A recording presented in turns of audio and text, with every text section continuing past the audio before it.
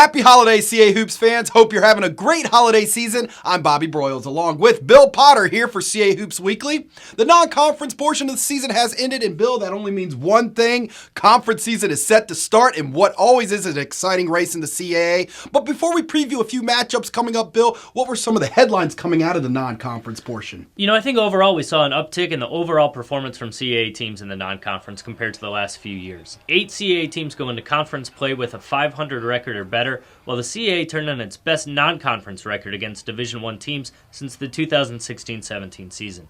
CAA teams to cherry-pick their records against a few conferences went 6-2 against Conference USA and 4-0 against the Ivy League, and we saw both Northeastern and Delaware earn votes in the Associated Press poll. Before we turn to the new year, the first slate of CAA play in men's basketball is upon us. Let's take a look at a few of Saturday matchups, and we begin at 2 on FlowHoops.com with Northeastern, as they have one of the best scores in the entire country, and Jordan Rowland traveled to take on Towson, one of the best defenses in the CAA. You're right, Bobby. Rowland has been one of the nation's top scorers in non-conference and leads the CAA with over 22 points per game. As a team, Northeastern is running the most efficient offense in the CAA and is first or second in the conference in both field goal and three-point field goal percentage. And on the other side of the ball, Towson is allowing the fewest points in the CAA and owns the top defense in the conference per KenPom. And after a win over Tulane to close the non-conference season, the Tigers are going to look to keep rolling behind Brian Fobbs. Fobbs has reached double figures in 11 of Towson's 12 games, including a 24-point effort the last time out. Also on Saturday at 4 o'clock, we have a pair of teams that can really light up the scoreboard as Hofstra travels to Harrisonburg to take on JMU at 4 o'clock on FlowHoops.com. You're exactly right. Hofstra and James Madison come into conference play ranked 1-2 in scoring in the CAA. So the Pride are averaging over 77 points per game, and the Dukes are scoring 76.5 points per game. So we're going to see fireworks early and often. Both are coming into conference play with momentum, as Hofstra's won 3 straight non-conference games, and the Dukes their last 2. And both teams, with their high scoring, obviously feature some good balance as well. Eli Pemberton, the reigning CAA Player of the Week, leads 4 Pride players averaging 10 or more points, averaging over 17 points per game, and fellow senior Dashir Bowie is just behind, averaging 16.5. Now, when you look at James Madison, 3 Dukes are averaging over 10 points per game, led by Matt Lewis, who is 5th in the CAA with almost 17 points per game and ranks directly ahead of Eli Pemberton.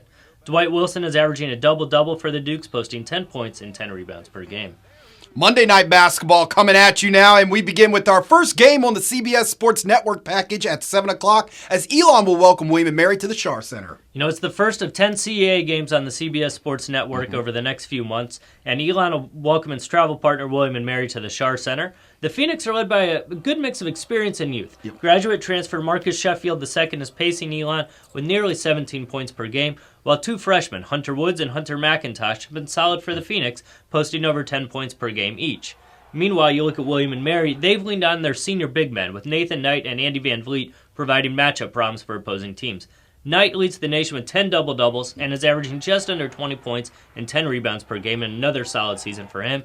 And Van Vliet, who's in his first year with the Tribe, just recorded his 4th straight double-double on Sunday and is averaging just under 10 rebounds to go along with 14.5 points. And we wrap up our previews this week with the Monday night contest at 7 o'clock on FlowHoops.com with Delaware playing host to the College of Charleston. Both teams were 2 of the 5 CAA programs that are in first place votes in the preseason poll, and this is a big matchup in Newark that could have long-lasting ramifications in the CAA standings. Behind the transfers of Nate Darling and Justin Mutz, Delaware has been one of the CAA's best teams in the non-conference, recording 10 wins. And Darling is second in the CAA with over 21 points per game, while Mutz is one of 4 Blue Hens, averaging 10 points and is pulling down 9.5 rebounds. Delaware enters conference play, leading the CAA in shooting at an almost 49% clip from the floor. Now, you look at Charleston, they played the toughest non-conference schedule in the CAA and are looking to take that experience into conference action.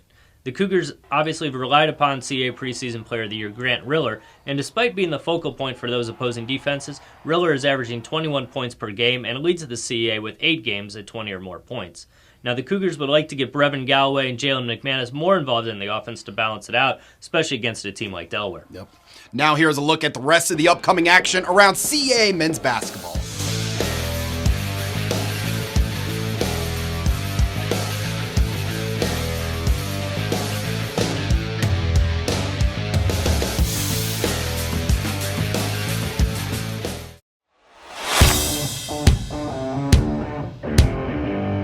Colonial takes over the Capitol. Join us March 7th through the 10th at the Entertainment and Sports Arena for all of the action and excitement in Washington, D.C. as 10 CAA teams battle for a berth in the NCAA tournament.